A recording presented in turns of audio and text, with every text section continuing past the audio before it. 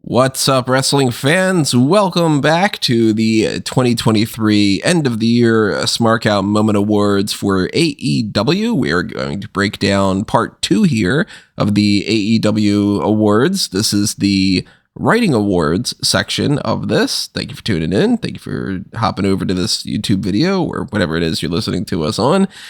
I'm your host as always, Tony Mango. Joining me as always are Robert DeFelice. Hello. And Callum Wiggins. Hello. And just a quick reminder, as we tell you our picks for all the best and the worst of AEW this year, we also want to know what you have to say about not only our picks, but what your picks would be. So chime in on the comments section below on YouTube, or if you are listening elsewhere, then of course, either go over to YouTube or post something on Facebook or Twitter, or go on the page on smarkoutmoment.com, whatever fashion it is that you want to chime in on. That's all greatly appreciated, as well as clicking on all the other good buttons that you can find on there. Just don't hit the red button. It's a bad one. Apparently that shoots out like laser beams and stuff. But the join button is really great. That one is a means for you to help us keep the lights on here and the monetary side of things. It's the same thing as the Patreon, patreon.com/smarkoutmoment. You got the Darkcast, Pick Your Poison tier, and all other sorts of different means for you to do that. There's a little thanks button there on YouTube too. There's also completely free options like the subscribe button and the like button. All helps us out on the algorithm and all. Ring that little notification bell. And also, if you do want to pick up some merchandise, Redbubble and TeePublic is where you can find that. And I think that pretty much covers what we need to do as far as plugs. Just rolling along here because we do have lots more categories to break down here. Go back and check out the previous section for the technical skills awards that we had already done prior to this. We did that yesterday. Today we were actually recording on the 13th of December. You're going to be hearing this on the 19th of December. I'm pretty sure that's when I'm going to be publishing this. So happy Tuesday.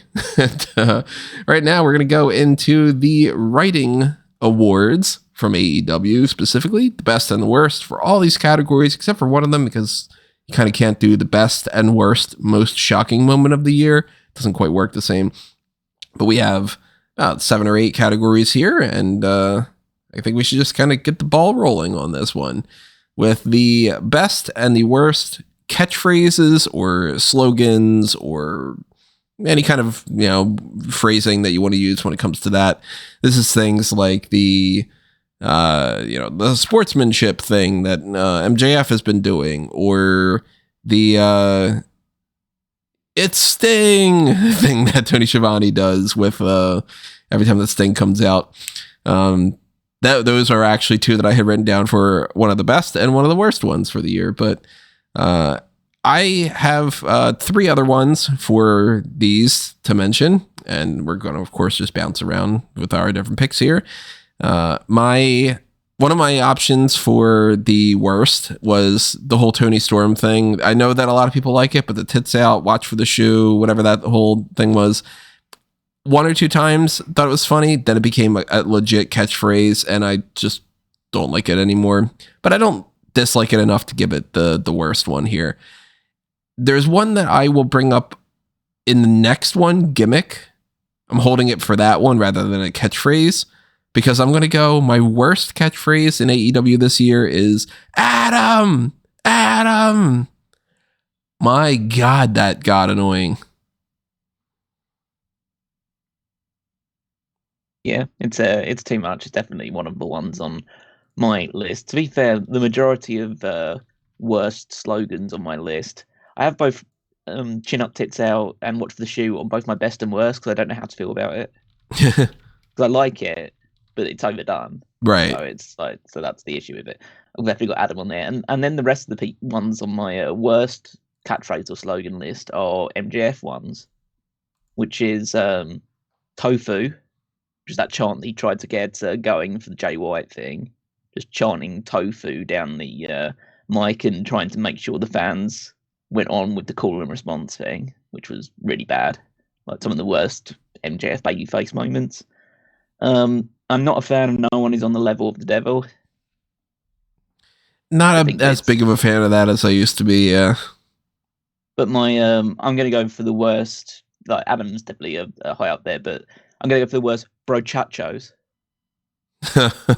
That's very interesting because I'm also going with brochacho. Look, Adam was very close to the worst, and it's not. But I don't like MJF as a baby. I think I feel comfortable. We're in the end of the year. I feel comfortable saying this. I don't like MJF as a babyface. I actually think it's really, really lame. It's like the worst of post DX revival Triple H, where everything he does is just like, I'm a cool guy and you're a dick. I don't like it. Yeah, brochacho. It was funny once, and then it became the whole fucking show. I don't understand.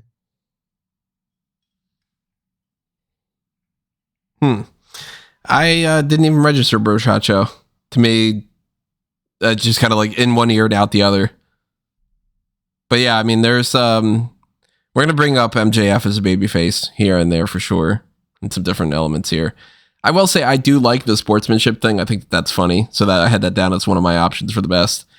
I also had down under potentials for best, who's ready for story time with Adam Cole, baby. I always like that, which is funny because there's a lot of catchphrases these days right now that start off with somebody being like, I'm about to cut a promo. It's kind of funny that like that setup became a thing, Cody being like, so what do you want to talk about and whatever. I still like Everybody Loves the Acclaim, Scissor Me Daddy Ass, but it just doesn't have the same impact as what it did when they were at their peak popularity. Really liked Tell Me When I'm Telling Lies until it became a kind of problem. But my number one best catchphrase of the year is I'm Orange Cassidy and I don't have a catchphrase. It's perfect. Yeah, I guess it's perfect for you. That's a very Tony answer. Yeah. I will also give serious consideration to Tell Me When I'm Telling Lies. If for no other reason than it's a great thing to say, just in general, like when you're in a confrontation with somebody, tell me when I'm telling lies. I really do enjoy that. And I enjoyed a lot of what CM Punk did on the microphone for the brief time that he was in AEW. But here's the thing, folks. My catchphrase of the year is Adam! Because Roderick Strong took all those C-level acting classes from NXT, somehow is still in a storyline, by the way, just like when he was in NXT, where he can't get out of a wheelchair or a hospital, or this man's just always perpetually hurt. And I just like that it got him over in a way that you would never expect. It's almost like Yes for Brian, where it's like, this guy is really good in the ring, and now it has this. But just like Yes for Brian, I have to give it best this year because I was already close to giving it worst. And if they keep going with it, it's probably going to be worst for next year. So I'm going to say Adam. I hope that he keeps it to just certain people. I do like the Samoa Joe, and I think that's funny. But I got to give Roddy credit this year for breaking out in a big way. So yeah, the complete opposite perspectives of this. What's your best, Callum? Got a few options that haven't been mentioned already. So I always have to give a shout out to, do you know what makes Daddy Magic's nipples hard? Yeah, that's one of the best ones. Yeah. Which is like not a catchphrase that I would ever think would be a thing. But yeah, that always makes me laugh. Got the simple guns up for the guns. That's pretty good. The house always wins. Mm-hmm. The House of Black. It's a nice enough phrase. Shout out to a Ring of Honor thing. Porcelain hussies is a thing that I've gotten used to this year from Athena. Athena's reference to every other woman on the roster. The simple bruv from Will Ospreay.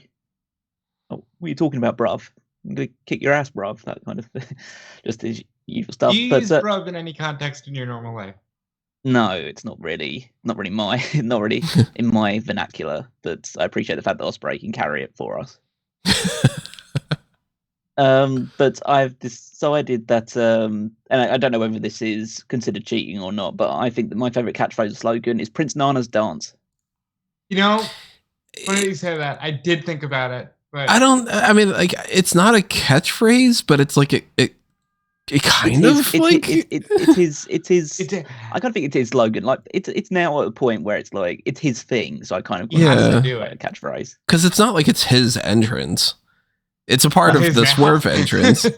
Yeah, like, you know, like that factors into me giving Swerve my best entrance thing. But like it is kind of it's like a non-verbal catchphrase, I guess you could say. And that's not really the writing awards, but like you could write down a script, Prince Nana dances. Nana dances. Yeah. I'm pretty sure somebody has at this point. I mean, he's mimicking what's been written and spoken. he's driving, you know. He swerves when he drives. Yeah, so I'll allow it. I'll put that down there. Hit the gavel or mallet if you're Wigo.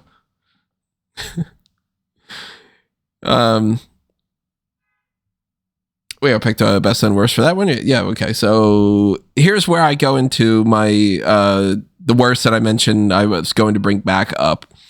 Because the next set of awards is the best and the worst gimmick of the year. Now, this is a character-based concept. This is, you know, MJF being a babyface. It's a fighting character. This is, say,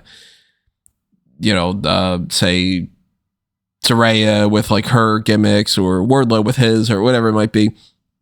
My worst is Isaiah Cassidy moaning. Oh, you don't like that? That could have been a catchphrase of the year. Come on, he moans.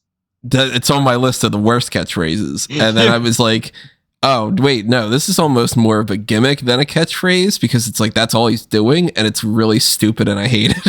He's orgasmic Isaiah and you knew he'd come. It's just, it's fun. It's harmless, especially when they're not doing anything else with him. I much would rather just see Private Party be Private Party. Then again, when's Mark Quinn coming back? So gotta be close. It's been a while. That's the only one that I had written down for worst gimmick, to be honest. Once I had that in mind, I was just like, yeah, I don't think anything's gonna beat that.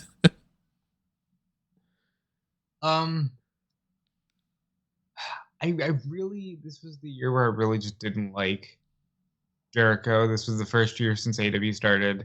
I think Jericho started to wear on me just in general, like the JAS stuff, sports entertainment stuff, I think went on too long. I would give serious consideration to Daniel Garcia's dance as the worst because they overdid it and it became way too, like it became the core of his character. I'm going to say worst gimmick is probably stripping Jungle Boy of the one thing that made Jungle Boy exciting. We didn't know this at the time until they did it. But it kind of turns out that Tarzan Boy was a huge chunk of his appeal, and they stripped that away, and he kind of became flat. So I'm going to say turning Jungle Boy heel wasn't as successful as I thought it would be. A few options. So babyface MJF we've already spoken about. I'm not going to give it to him, but he's definitely on the lower end. Timeless Tony Storm has some charm to it, but it's not not a great one. The one that I've seen now around Christender's Team TNA, which is Jeff Jarrett, Jay Lethal, Satnam Singh, and Sanjay Dutt, and Karen Jarrett, I guess, as well. It's not great. Sean Spears going back to the 10 thing. Sean Spears came back? Well, he's wrestled a couple of times. I'm kidding. I know. And then whatever Miro's doing. Oh yeah, the Miro thing that should be on the list. But I have to say that in this year, I don't know if I give it to anything other than QTV. Oh. Well, you know what? How lame was that? And I'm kind of like, it's that moment I feel like, okay, I know how important QT Marshall was behind the scenes, but if that means that there's no chance of this ever coming back, then it's kind of maybe worth it.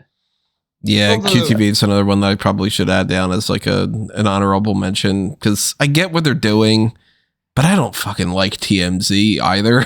So it's like, You're kind of doing an even shittier version of something that I already don't like. It doesn't translate. Yeah, and honestly, the report that came out saying that Punk kind of squashed it. Like, okay, can't tell me he didn't do something good on the way out the door. QT Marshall's still on the roster page, by the way. Yeah, he hasn't left yet. He's done at the end of the year. So. Oh, he has to, like, it's the full end of the year. It's not that it already happened. Yeah. No. Ah. Yeah, that's a really great mention. I almost also want to talk about the Acclaimed a little, because Running the gimmick dry. I already said what my worst was, but like the Acclaimed this year for me, I think they got too much of a spotlight. Like, there is a certain thing about being like a mid-card gimmick. You know what I mean? And that being okay. Like, not everything needs to be constant push. Kind of how I feel with it. So what was your worst gimmick? My worst gimmick is Jack Perry turning heel. Oh, the Jack Perry one. That's right. Yeah, it's flat. So my best, the only one that I wrote down, and then again, it was in the same kind of capacity as the Isaiah Cassidy thing, where I was just like, yeah, I'm going to go with this one. And I can't, like, I don't even need to necessarily think about any other ones. Christian Cage ragging on everybody's fathers. That's well, my one is actually technically, it is still Christian Cage, but it's Christian Cage is everybody's father. Yeah, like all that whole father patriarchy stuff is just like, you know what? Let's just make it a 3 for that. He's doing the best work of his career. We got our second 3 for here, with the Ric Flair one being the first. It's so good. Like, and then it all starts off with just like, hey, your dad's dead. And then everybody's like, oh man, it's a low blow. And then it becomes like, let me try to find a way to do that again. Oh, well, now I'm just going to be your dad. Oh, now I'm going to have an issue with your mom. And like, it's so fucking good. It's weird how wrestling works sometimes, where you wouldn't think that one of the more large impacts in your life of Luke Perry passing away is Christian Cage goes on the best run of his career in a company that doesn't exist yet.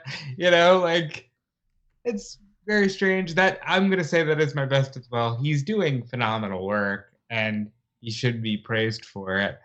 Just to give a shout out to some other things, the BCC turning heel and everything that Bryan Danielson does is a win for me, and it's huge. Athena running Ring of Honor, huge, and you can't really talk about it anywhere else. I think a lot of the stuff that Daddy Magic gets to do is really special. It's not ever really shown on TV, but whenever there's like a digital exclusive of him, he knocks it out of the park. To give some women some brownie points, Chris Statlander dropping the alien gimmick and just being a nerd, apparently loves Ben Stiller movies, has been pretty fruitful for her.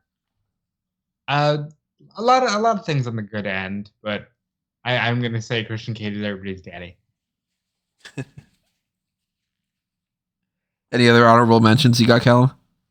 I just want to say the Echo, the Athena, and her minions in training has been the best thing in Ring of Honor all year. So that definitely says shout out. And then just Blackpool Combat Club being Blackpool Combat Club, and like the ever present father and son duo of Sting and Darby Allin.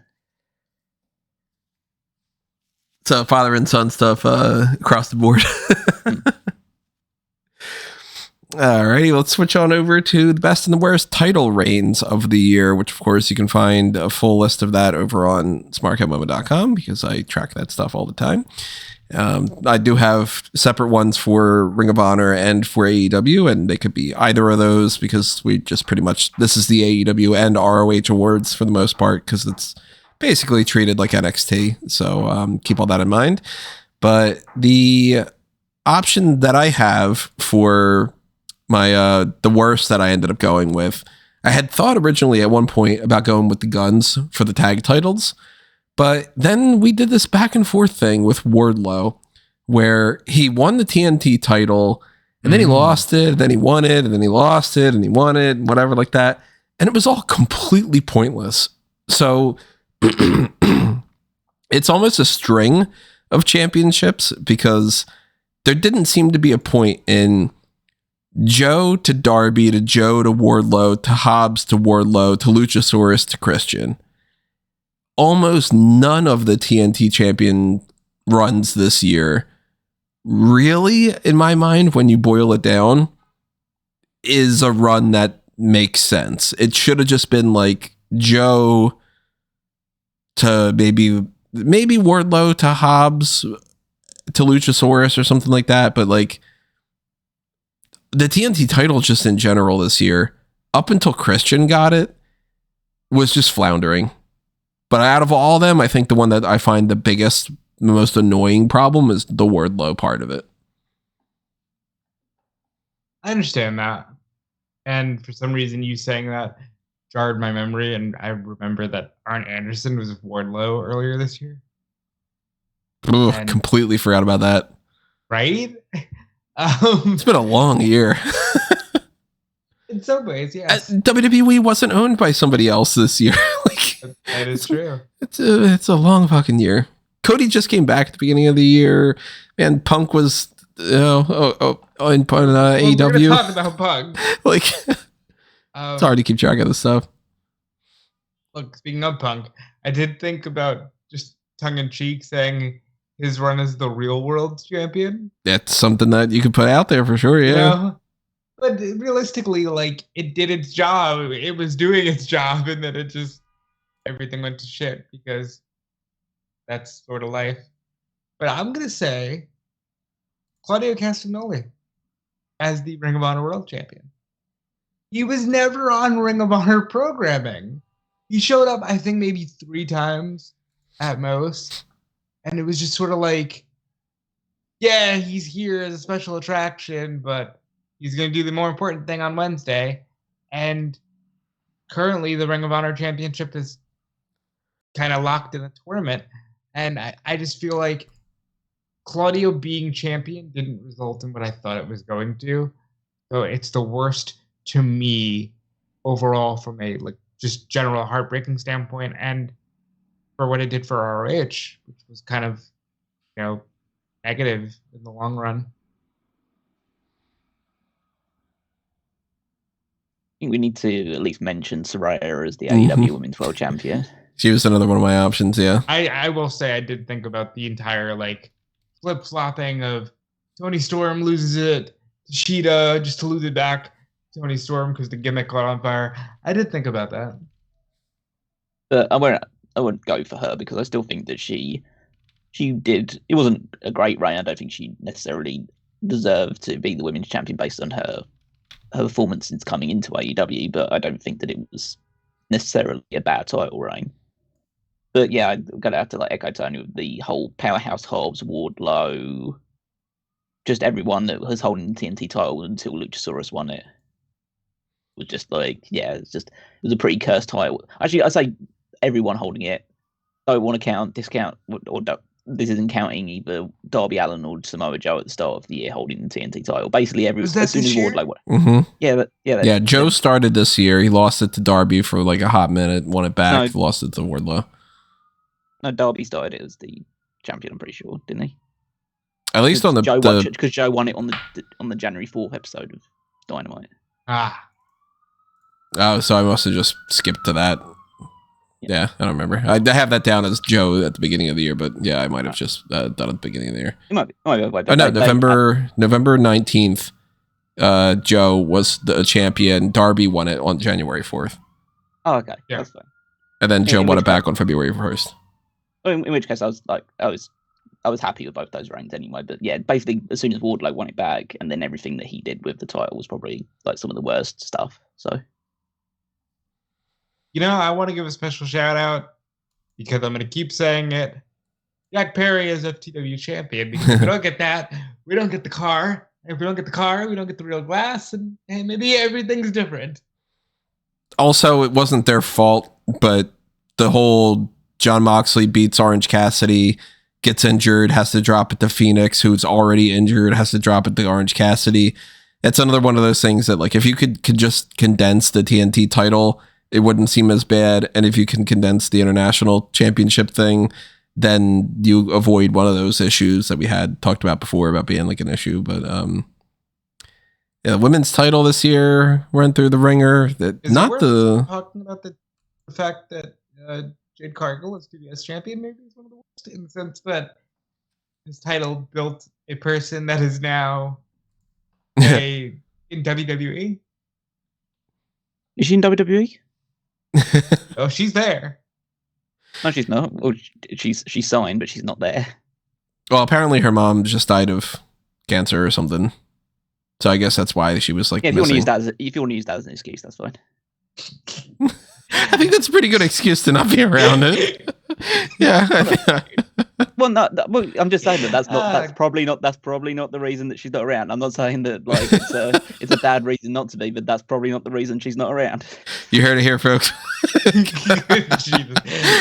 In fairness to what Callum's saying, Triple H did just say, yeah, she was lacking in certain departments. Yeah, I mean, she's not around.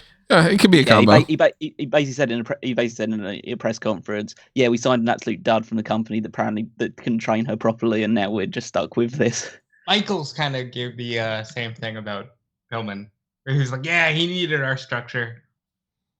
I like those just small little pot shots. Tickles me. Be like, we're improving. We got a great set of clay here. We're gonna make it into something good. Well, the best title reigns. I'm going Orange Cassidy. I think it's pretty self-explanatory. Dude killed it this year. Particularly for the International Championship, because I like that title better than the All-Atlantic. What a dumb name. Was that this year, or was it gone by the end of last year? Nah, it was still the he won it when it was All-Atlantic, so yeah. Ow. Yeah. Look, there's not a lot much to say here. Orange Cassidy elevated himself. He elevated the title. It main evented All Out in the face of the CM Punk debacle. How can you not say that he's the best champion in the company? I think it's a three-horse race. Orange Cassidy's definitely out there as the national champion, but I do also have to give consideration to both Christian Cage's run as TNT champion, which I'm counting from the moment Luchasaurus wins the title. It's basically the same, yeah. Yeah. And Athena is Ring of Honor Women's Champion. Well, you know what? I'm not going to give it to Athena here, but I definitely will be talking about her later. Also, shout out to Samoa Joe for the ROH World TV title. Yeah, he didn't really do that much with it. Yeah. I think that it's worth mention for him to be like just a dominant champion. Hold on. No, I would just like to hold on. How much Ring of Honor television do you actually watch? Oh, I'm going by the perceptive thing from Dynamite and all. Ring of Honor itself, I don't watch. It's because he had a belt for a long time. Doesn't mean he did much with it. Oh, I mean, at that regard, people, they're going to talk about Roman Reigns and Rhea Ripley and all that. They didn't do much either. And I'll tell you, just because he had a belt for that long, he did much with it. Yeah, I'm not going to get my pick, though. Orange Cassidy's still easily my pick. But, you know what? Go ahead, go. I'm going to go Christian. And I will go with Orange Cassidy as well. But this conversation has made me think, one that we should just briefly mention for the worst. Adam Cole and MJF as Ring of Honor Tag Team Champions. Boy, that's a dud, huh? Yeah, it pretty much is.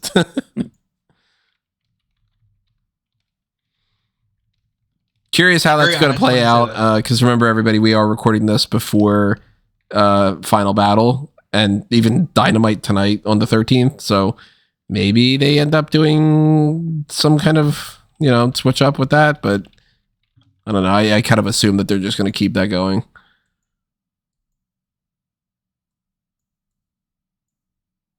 Yeah, I can't imagine that they'd have anything to do with the Ring of Honor tag titles before the end of the year. Oh, if they do, we will adjust things accordingly, as mentioned before. We'll talk about it on like the hot tags at the beginning of the year or something like that.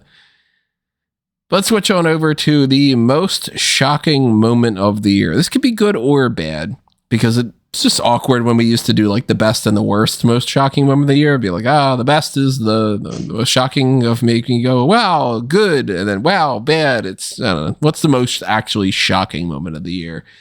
I had a couple things written down. A lot of them that like didn't really resonate with me a whole lot. Like, Wardlow losing the TNT title right after he had won it back, where it was just like, again, like, what the hell? You spent all this time building this up and then you just dropped it and won it and dropped it. Like, that was very shocking. Hikaru Shida beating Saraya for the women's title on Title Tuesday was a little shocking to me because it just kind of felt like, again, another, didn't you just do this? Why are we doing a hot potato for the sake of it? Roderick Strong coming out and saving Adam Cole, but then again, it felt like he was pretty obviously going to AEW, so I don't want to give it to that. I'm actually going to give the most shocking moment of the year to CM Punk being fired and Tony Khan coming out and doing that promo about like, I feared for my life and all that. Callum, that's more than likely going to be mine, but before I say some honorable mentions, do you have a different one? Sorry, I wasn't paying attention to what Tony said. CM Punk. Oh, I have something different. Yeah. That's obviously going to be the top for us all, but before that, I do want to bring up some good ones. I'll say I've got something different. I thought you said I had the same thing. Sorry. No, I'm not going with CM Punk. Go ahead. Go ahead.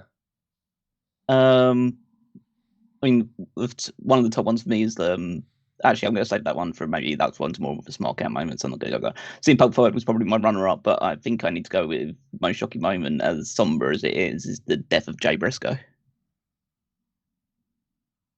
I mean, yeah, if you count that. Yeah, I didn't think about adding that in there, but I always, right at the start of the year. Because I always think that was last year.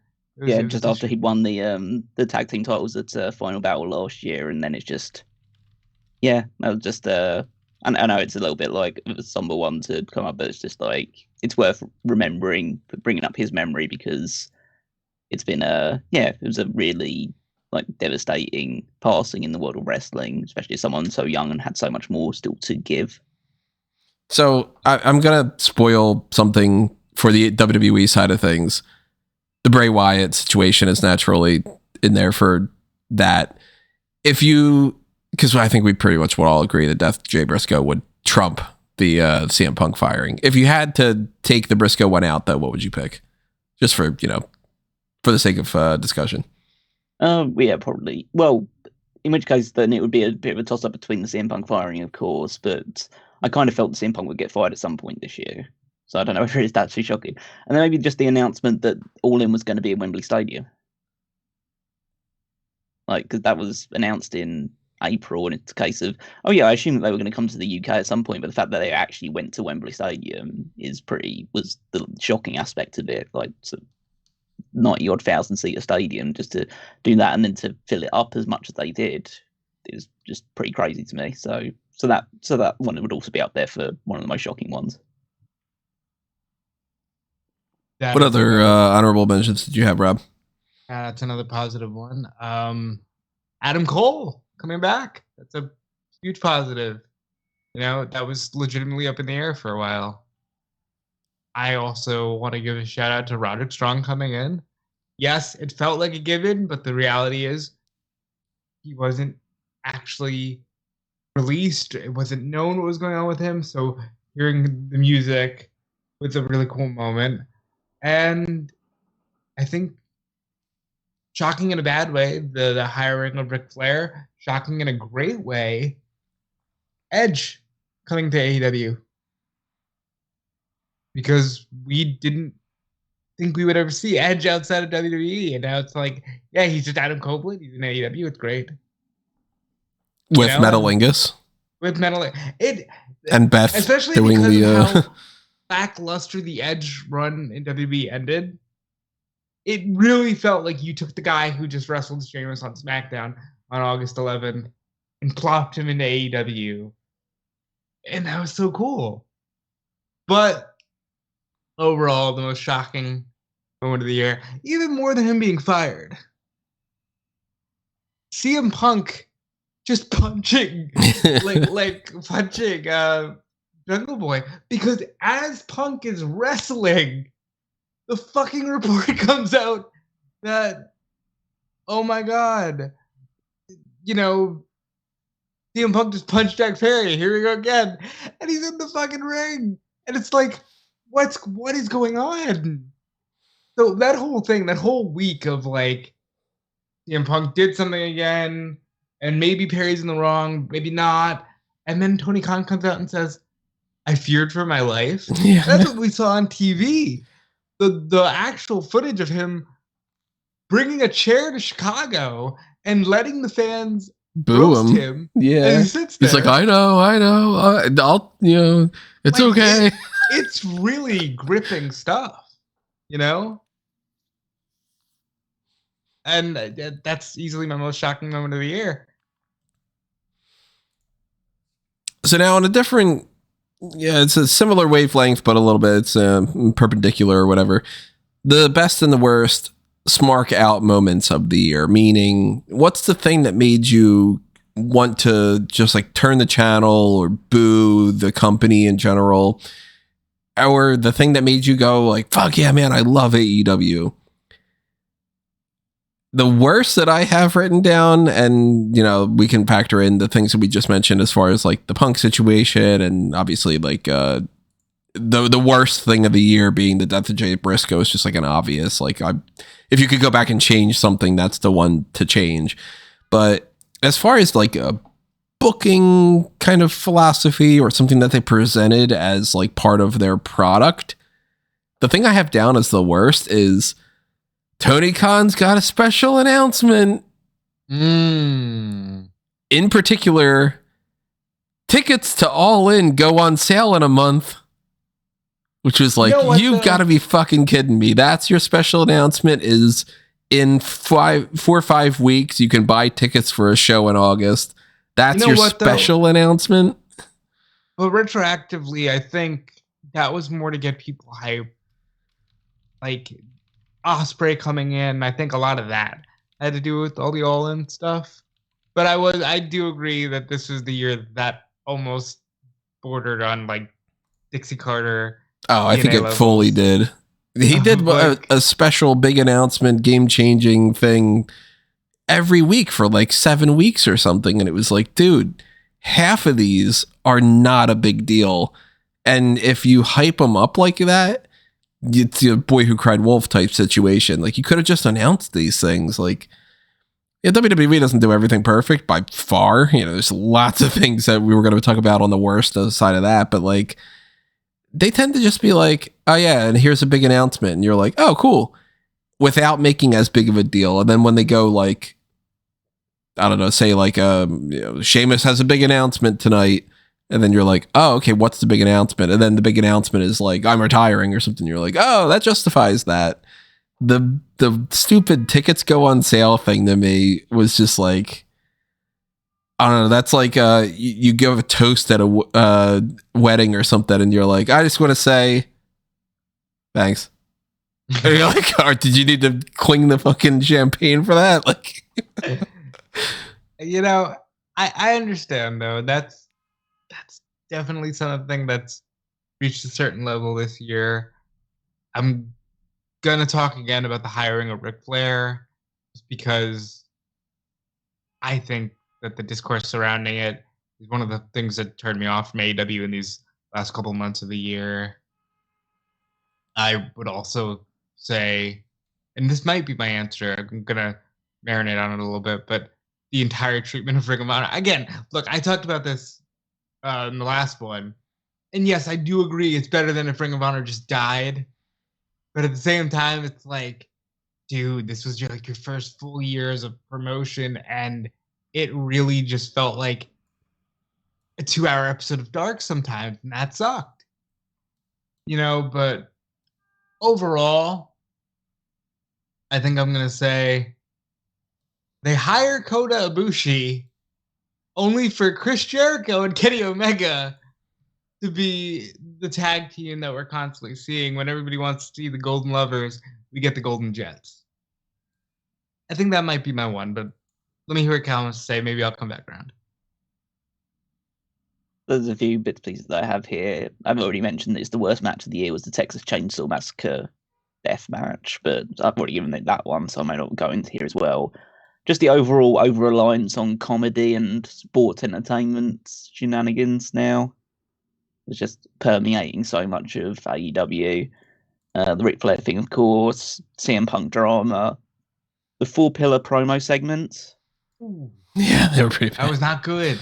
That almost killed 3 of your burgeoning burgeoning people that could challenge like MJF in one fell swoop. But I'm gonna go maybe a bit outside the box in this one. AEW Fight Forever. Oh. Okay. That's a good one. Hold on, I need to add that down as one of my an absolute hunk of shit that game was. Hold on, you can count me in for 2 because after he talks, I'm going to talk about it too. So, like, this game comes out and like it's like for it, and they've hyped it up so much. They spent years developing it to be like, okay, we're going to make it similar to like the old No Mercy games. It's more arcadey style. I played it for about 3 hours, got bored, and then haven't picked it up again since. And it's got no replay value. The controls are just, it's fine, but it's not exactly a super fun gaming experience. You do the usual stuff. You try out a few of the wrestlers that you like. You do one of the exploding barbed wire death matches. You play the story mode, and then, okay, I'm pretty much done now. And they're still bringing out stuff about new DLC and new mini games and all this other stuff. It's like, yeah, maybe you should just focus that attention on creating a better game next time. Or just drop it now. It's dead. It's like do not resuscitate. It's like you can't bring it back to life. So just concentrate on making. When you do decide to make another new game, try and make it better than this one. That's where you're wrong. It's not dead. Because they just released season 2 DLC. No, that's what I'm saying. But it should be dead. Just treat it like it's dead. So just like people are pissed because they're making you pay another like $40 or something for the extra season 2 DLC. Callum is right. This is the worst Smark Out Moment of the year, specifically for me, because I love video games. I love wrestling video games. I think that we were all excited for this game, and this is indicative of a huge problem that plagues AEW right now. There is an over-reliance on nostalgia, and specifically with this game, they got so bogged down in the minutia of a fucking 20-year-old control scheme that they completely forgot that games that have come out maybe the year after No Mercy offered like 3 times the match and gameplay options that this game has. That is the failure with this game. Is it fun? Yeah. Was Stadium Stampede good? Yes, and especially because it was a free update. That was great. Barbed Wire Deathmatch, fun for a time. But they got but the gameplay, but the No Mercy control scheme is back. It's not good. And at the end of the day, if you don't have something that's worth a damn, it doesn't matter how easy it is to pick up and play it, because I don't want to pick up and play it. Fight Forever is a huge disappointment, and it's my hope that they do try again. And if they don't go, well, you didn't support it, and that's the only AEW game you ever get, a la Impact from 15 years ago, where they had a decent game, but they never expanded on it and they never tried again. And yeah, this game was a huge disappointment. I have not played it, but I'm not a fan of pro wrestling games for the most part. So my perception of it is pretty much like, I probably wouldn't like it anyway. So, whatever. But from what I've seen and what I've heard, total train wreck. And the fact that they still just keep promoting it as just like, man, this is sponsored by Fight Forever. Can you please pick up this video game? It's like, sometimes it just fails, It's unfortunate. Like, don't get me wrong, there are elements of a good game, but what they desired was to have a game that you can bring to parties and play some, one-off battle royals or something, as opposed to just getting a good game for devoted wrestling game fans. And they really missed the mark. And like Callum, I know you said you picked it up once and didn't really touch it, but would you ever consider like, oh, hey, let me play this with my friends? Because I think that's the only thing they wanted out of it. They got too bogged down and we need to make this like a 2000 sleepover. And I just want a fucking good wrestling game in 2023. That's all we want. That's all I want from WWE, by the way. It's just, I've given up on that. Like, I was really hopeful. They let me down. Boo. And boy, I had a lot to say on something that wasn't my original answer. So thanks, Callum. It's funny to be like, hey, you've got a pro wrestling website. You're probably one of the target audiences. And then for somebody like me to be like, yeah, I had no interest in picking this up, but Pizza Possum's a fun game on the Nintendo Switch. Yeah. So yeah, screw Fight Forever. What do you guys have down for your best Smark Out moment, though? Flip side of things. What's something that really made you go, man, AEW is great? This one's going to be a lot of like, they did a lot of really cool match stuff. Like when I watched that tag team 203 Falls match that we talked about in the first part, I was like, this is what I love about AEW. And when I watched, anything Danielson does, this is a really big Danielson year for me, where I'm just like, what Danielson's doing here, this is what I love. And then I think about Adam Copeland. I was like, yes, that's so cool that he's here, and this is what I love. But ultimately, for me, it was hearing the opening chord to the end of Heartache. Because regardless of what I think about Roderick Strong, I even had a visceral, genuine reaction that I had that night, realizing that, oh shit, 3/4 of the Undisputed Era are employed by the same company, as I did when Roderick Strong came out. So from a personal perspective, it was Roderick Strong debuts and reunites with Adam Cole. There was plenty of things to enjoy about AEW this year, and the things that I liked, like Jungle Boy burying Christian Cage was a really cathartic moment before it all kind of went a bit downhill for him and everything. So eventually, after being buried, Christian Cage's career just went higher and higher at that point. But Royal Jungle Boy was the one that actually, I guess, metaphorically got buried. The final countdown stuff with Bryan Danielson, it was just a huge moment to just hear that for the first time. Eddie Kingston beating Claudio Castagnoli for the Ring of Honor World title was just like the culmination of a long story they've been telling between those two. The Elite reuniting after like years of being apart from each other. Just the announcement that Will Ospreay is going to be part of All Elite Wrestling, because nothing makes me more happy to be an AEW fan than knowing that the best wrestlers in the world work for AEW for the most part. And Will Ospreay is, at least in my opinion, the best wrestler in the world, and he's going to be working there all the time. But yeah, selfishly, it has to be All In. One of the greatest experiences that I've had as a wrestling fan was going to Wembley Stadium, seeing that show live, just the whole atmosphere surrounding it, the build up to it, the excitement's just all over it. Yeah, it will be irreplicable. I don't know if that's a word, but I won't be able to replicate that feeling of being at the first ever All In. But you did already get your tickets for the second All In, did you not? Oh yeah, I'm going to try, but I won't be able to. But it was an awesome feeling. I think the main one that I'm going to go with,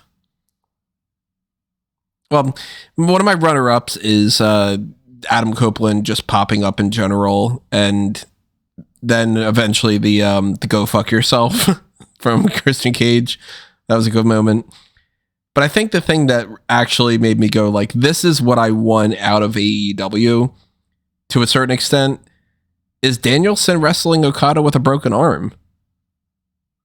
And just being like, AEW is at its best, in my mind, when they do have like some storylines and stuff like that. Cause one of my big criticisms is always like guy versus guy. Don't you want to see it? And it's like, I don't know who the fuck these people are and why do I care? But they're at their best, I think, when they can be a product that's not WWE, but not in the sense of we're not WWE, ha ha ha, like where they're trying to make it a thing, when they just allow people to be themselves in a way that WWE wouldn't necessarily do it. And that like Danielson versus Okada in WWE would not have been the same match. They would have had the producers do a different thing. They would have set it up differently. They would have stopped the match, all sorts of different varieties of what would have been different. And in AEW, it was just like Danielson says he can go and he does it. He has a banger match. He wins the match. And it's like, yeah, give me that. I think that's what I'm going to go with. So you like when they hashtag restore the feeling? Is that what you're saying? Because that's the new thing. Everybody's like, restore the feeling? We're going to restore the feeling of the original AEW. I guess so. If that's the way that people are phrasing it now. Like, I didn't think that the original incarnation of AEW was like perfect either, but there was a different feel to it. And, there are things that they improved on over time for sure. Like, thankfully, we don't have the Nightmare Collective like we did before. And, they've hired some people that are great and all.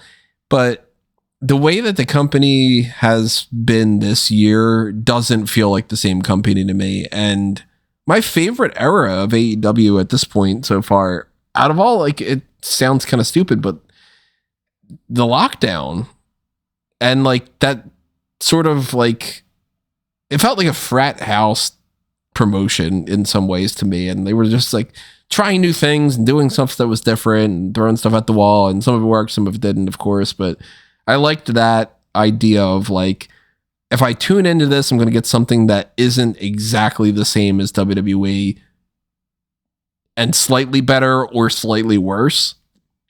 And then these days, a lot of what I watch in AEW, I just go like, I don't need to watch this segment because I would skip it in WWE too. You know what I mean? Whereas the Danielson Okada thing stands out to me as something where like, yeah, I wouldn't get that in WWE.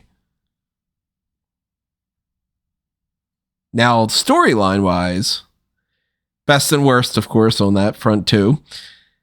These are the feuds. These are, character shifts over time, whatever you want to kind of classify it like that. This kind of blurs the line a little bit with like the gimmicks and sometimes the matches themselves, because the matches do have a factor in with storylines. If like the matches suck, then the storyline's not going to be all that great and all.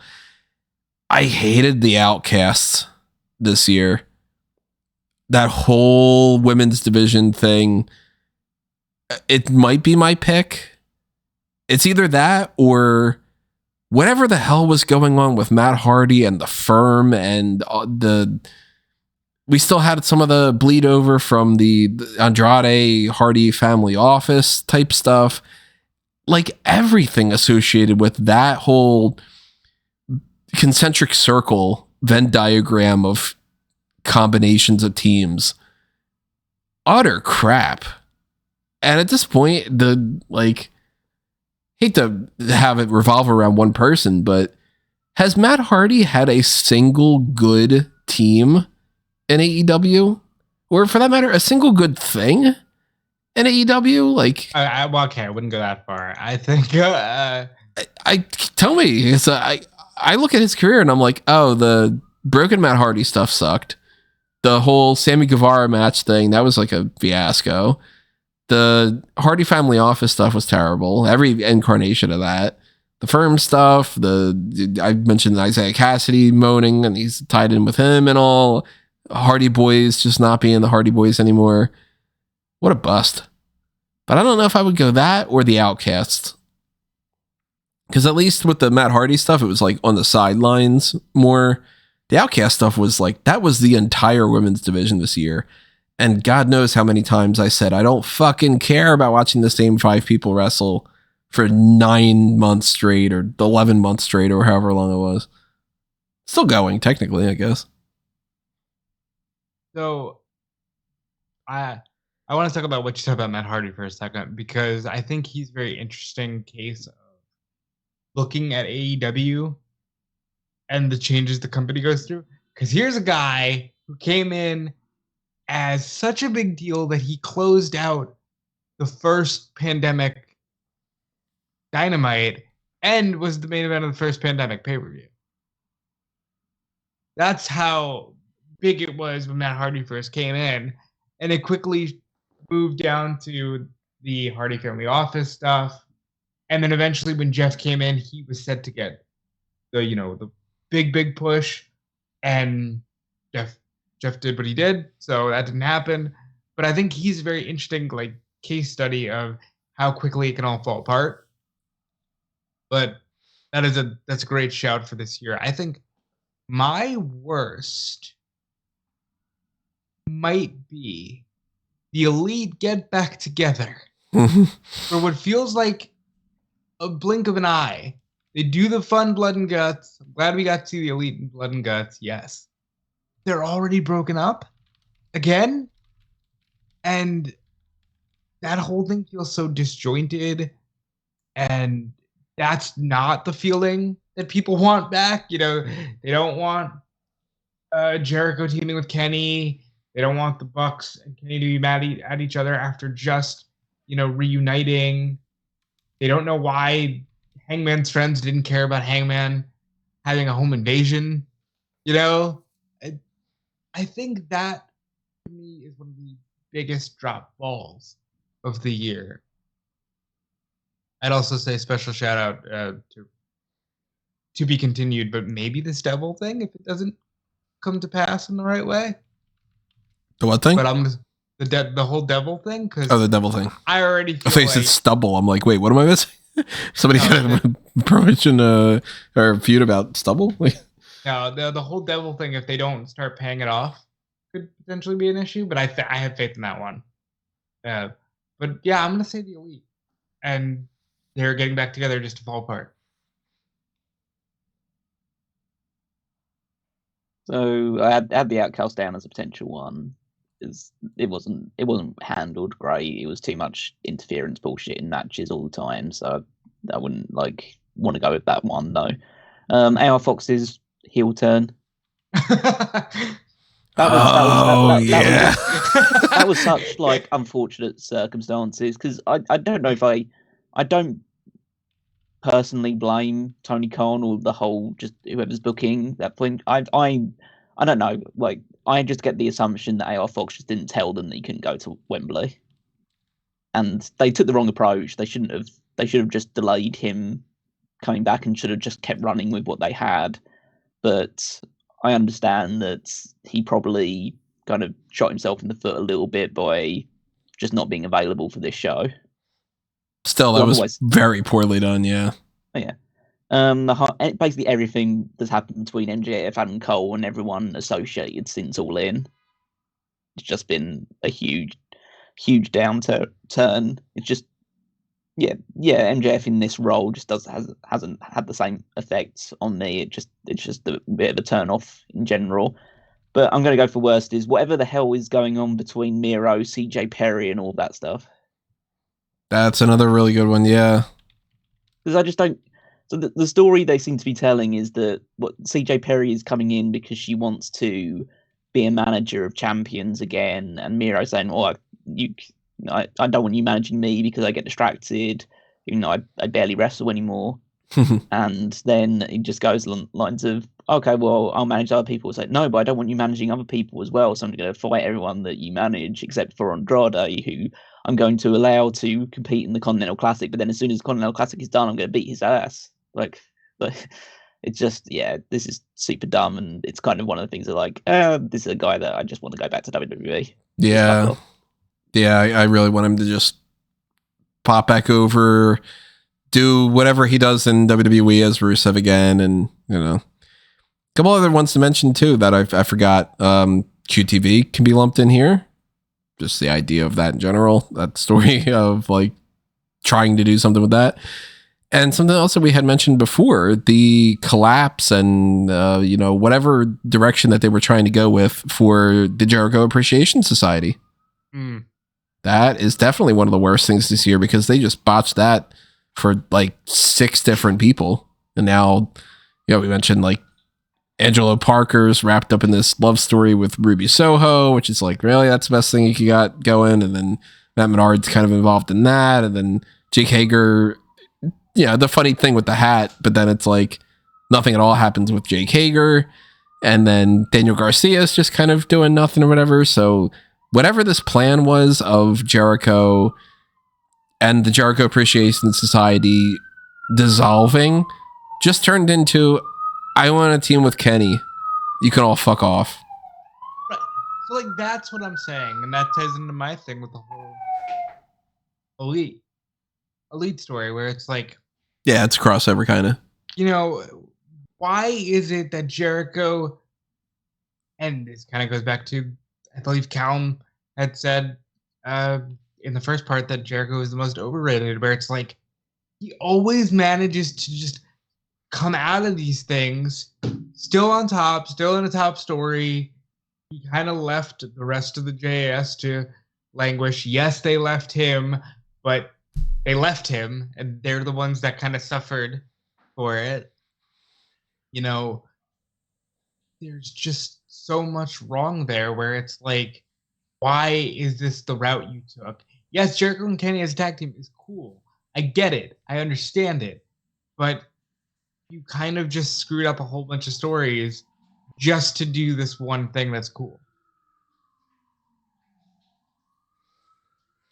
So at the beginning of the year, or well, at least months ago, I had the MJF and Adam Cole friendship story as one of my contenders for best.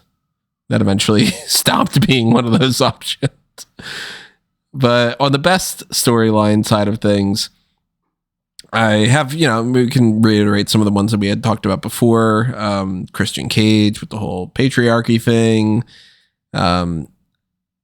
We've sung the praises of, take your pick with any of those kind of things. 2 that I am kind of bouncing around between, though, are MJF and Bryan Danielson, their whole feud, and the Orange Cassidy International Championship run of him being able to ascend a higher level on the hierarchy and telling the story of like each week he's having a harder time trying to defend that title. And then he eventually loses it to Moxley, but then it's like, okay, I'm going to win it back and I'm going to do that. It is, kind of tied into the best and the worst title reigns of the year for me saying Orange Cassidy with that. But then again, part of the title reign is the story. So I am leaning a little bit more towards going with the Orange Cassidy route here. It's simple and effective. I like those. I'm going to go with the best of the best with the Elite and say the Elite versus BCC.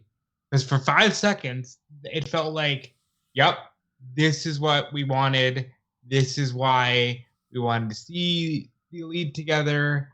I think everything Bryan Danielson has done as a heel has been great. I think allowing Wheeler to pin Kenny was great. I think they had a great Stadium Stampede.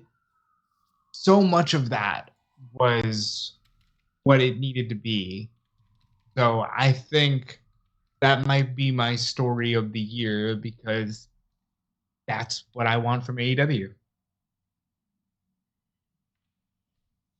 There's a few obviously good options. The ones you've already mentioned, of course, with MJF and Danielson and Orange Cassidy's great year.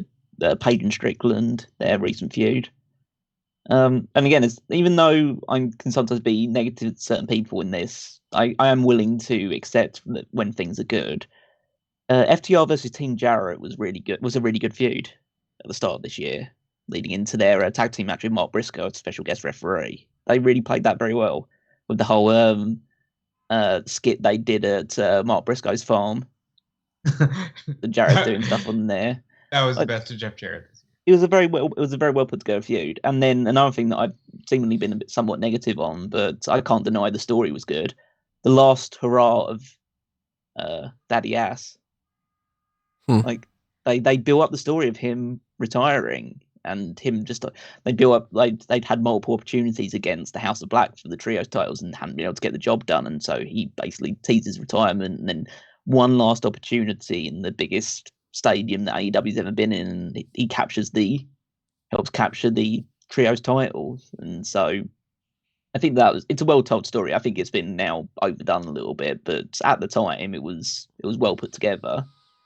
But I'm going to echo Rob. The Elite versus BCC is my storyline of the year, because realistically that started late last year when Moxley took Adam Page's head off with that clothesline. That was the start of the Elite versus BCC feud, because that extended into Page's and Moxley's death match at Revolution, and then that goes into the BCC targeting Hangman. The Bucks get involved. Kenny eventually gets involved. The Don Callis turned, Kester involved, and Ospreay involved, and Pac, and the and then all culminating in the Blood and Guts match. So yeah, that was like a 7-8 month feud that was some of the best TV that they were putting on all year, especially with some of the more comedy shtick that was going on in other sides. Like, this was pure what AEW canon should be. All right, we're going to round out the writing awards for AEW at the very least. Obviously, we have the WWE section coming up in, the future, with the best and the worst pay-per-view or special episode or special event, whatever you see on the page on smarkoutmoment.com of the list of those things. So that counts things like, obviously, like Double or Nothing, Forbidden Door type events. It also counts things like the Blood and Guts special of Dynamite, or Royal Rampage, or Dynamite 200, or Grand Slam, any of those kind of things. And it counts ROH as well, because you might as well just factor that in. They're basically the same in promotion. And my worst, having not seen one or two of these, there was I forget exactly which ones I missed, but there was like one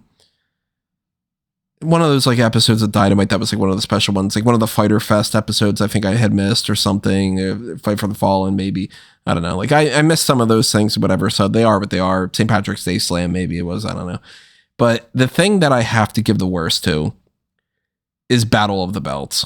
There we go. Yep, that's mine as well. So we can wrap that up. Every single Battle of the Belts. Yeah. All right, I'll go ahead. 3 for 3. We got a 3 for. Never does anything.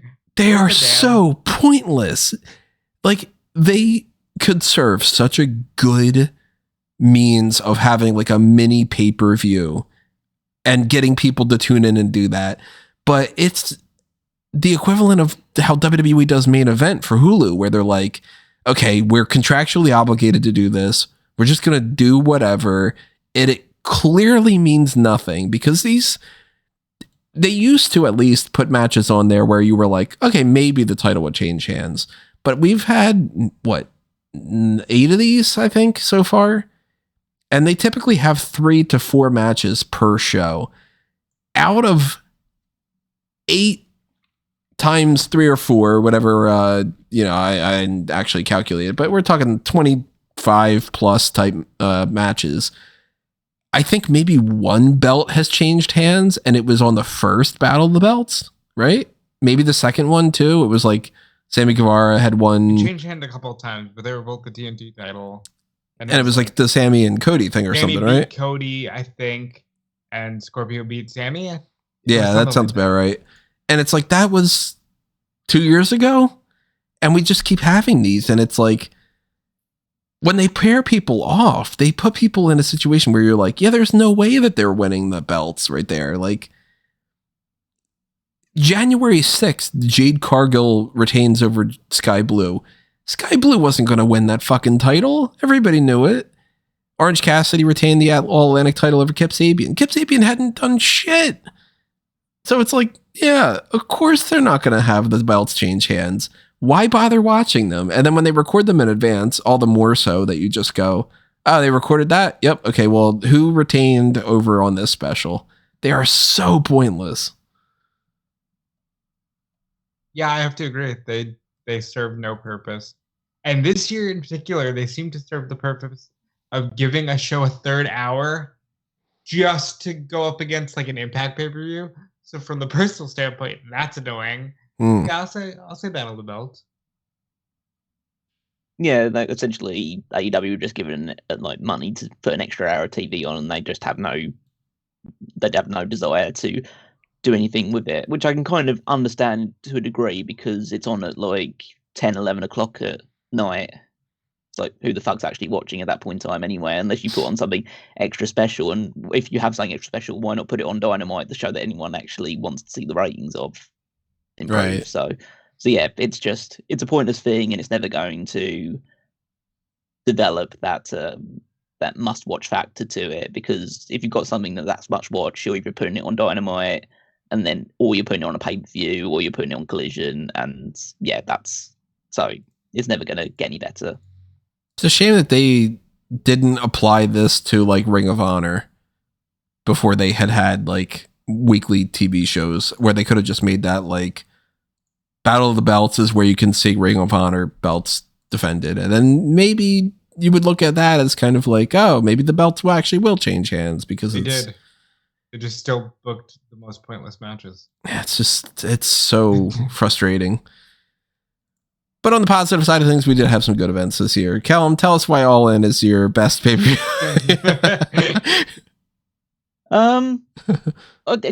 It's difficult to say, because I don't think from a quality standpoint it's the best pay-per-view of the year. It as an experience, yeah, it's fantastic, and it was great to be part of, and so it will always hold kind of like a special place with me because of that. But just from a pure bell to bell standpoint, it's definitely not the show of the year. It's not my pick. Yeah. So I'm not picking it as I've already had it as like, that's my Smark Out Moment. That's my thing that I just loved the most about AEW this year. But if you take that live experience away, then you separate that, and then yeah, being objective, there were better shows than All In. It was still a great show, but that's the thing with AEW. It's just, no matter how scatterbrained a lot of the TV is, and how they're making some weird decisions, like the one thing you can almost always guarantee is that their pay-per-view is going to be great. There's never been I say never been, but there's very rarely ever been a pay-per-view that I'd ever say is either bad or even meh. They're always good to great.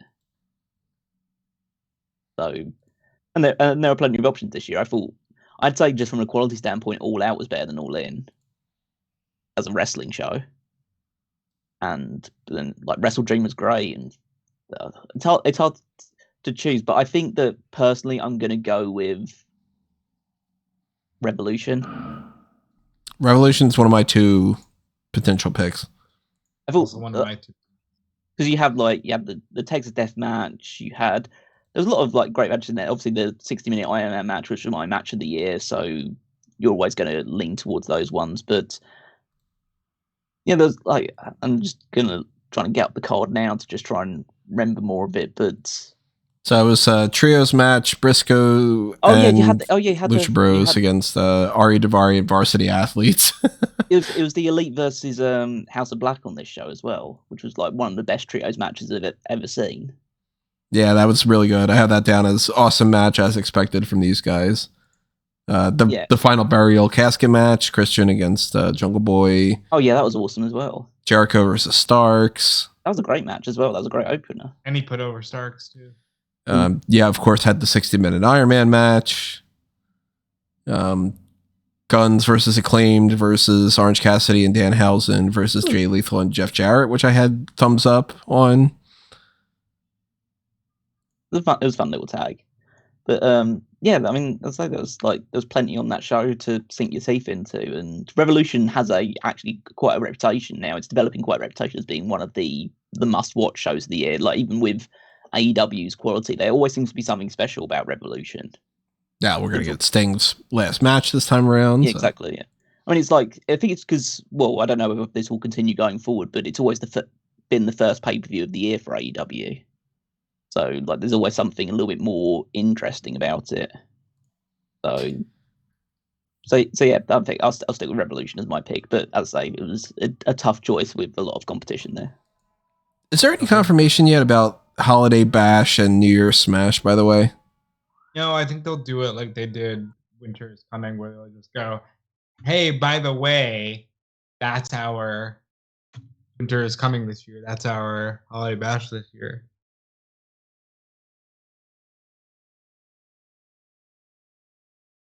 I also thought Revolution was a great show. As I think about the match quality, it could end up eking out, but I'm going to go with Double or Nothing, because I think Double or Nothing had that tremendous pillar four-way, where as bad as the promos might have been, the quality of the match really helped. I think the Stadium Stampede was one of my favorites.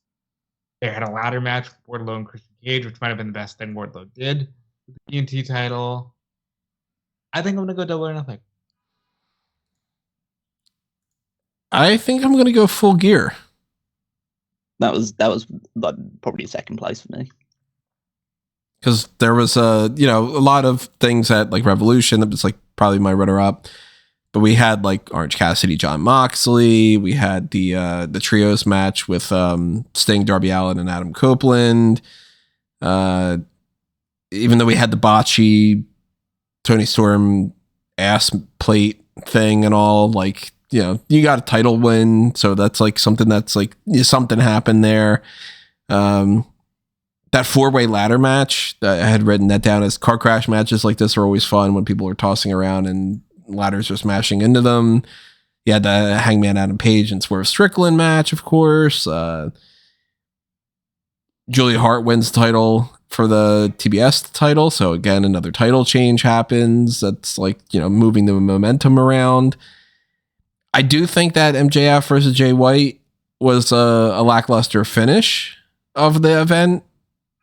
But I think in the grand scheme of things, I think I might end up going Full Gear. See, the thing I didn't like about Full Gear was that they sandwiched it with this, like, oh, they're just going to give the belt to Jay White, but Adam Cole, who's clearly hurt, is going to wrestle. And it just, that kind of stuff put a cloud over the rest of the show. But yeah, Full Gear was another great pay-per-view. They always have tremendous shows. Well, who knows if World's End is going to end up being one of those things where we go, technically speaking, it's December 30th, and we might have to go back, and that might end up being the best, or for the better or the worst. I don't know. I don't think it's probably going to be. Ring of Honor Final Battle. Who knows if could be. Maybe we get a match of the year that we weren't expecting. I am fully anticipating this Friday that I will just be like, when's this over? Because I don't feel like watching it, but I don't think it's going to end up being my worst over the Battle of the Belts by any means. I'll say that. I do want to actually, something that just like clicked in my head, do want to mention that I thought that Death Before Dishonor was a great show as well. Like, it was definitely the best Ring of Honor pay-per-view. Well, until Final Battle potentially, depending on how well that goes. But Death Before Dishonor was a great show with like Athena versus Willow Nightingale was the main event. Was my favorite women's match of the year. So I want to shout out to that one as well. So, of course, we will see if that ends up being the case, and if that ends up being something that we need to address for, like, one of the match of the year things or a big botch or something that happened, then we'll either leave a comment below on this when this gets posted, or we'll talk about it on the beginning of the year podcasts or, whatever it is. We are recording this on the 13th, so we don't know exactly what's going to happen yet. But that rounds out the writing side of the AEW End of the Year Awards. We still have one more part coming up with the whole performers side of it, breaking down things like the best and the worst heels and baby faces and the overall superstar of the year, or I guess technically wrestler of the year. But we've got that coming up. And then that'll kind of finish up the AEW side of it. So again, if you are checking this out, continue on with the audio stream or click on the next video if you are on YouTube.